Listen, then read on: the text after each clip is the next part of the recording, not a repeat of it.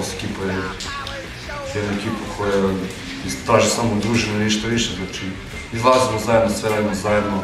U početku je sve to bilo, ne znam, u početku družili smo na skate, gledali samo skate, ljubav prema skate-u, ali to je vremenom postalo nešto sasvim drugo, kao jača družina i više ljubav prema drugarstvu, a ne samo prema skate-u, i to se spojilo skroz i sad smo najrazvojna ekipa.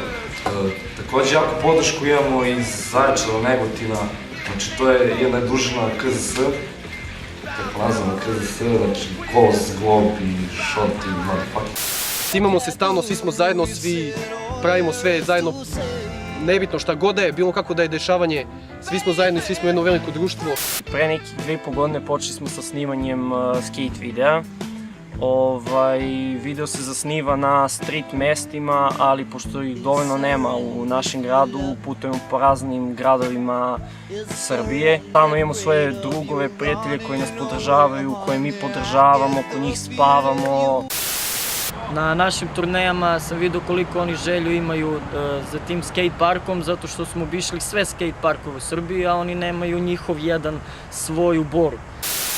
Znači, probamo da bi napravili novom treba skate park. Uslovi nisu ovdje nikakvi u stvari. Kao jer se ovdje vozi skate. Sve u svemu uslovi su katastrofa.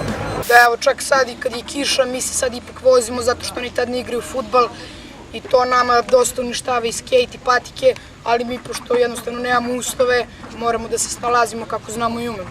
Da, ponekad kad je ovo kišno vreme odemo tamo u tržnicu, vozimo Alima i odatle nas i svuda nas uglavnom teraju, ali eto snalazimo se kako znamo i umemo. I onda to nama mnogo oduzima vremena i nama to jednostavno smeta. Mi bi hteli više vremena da imamo da se posvetimo skejtu.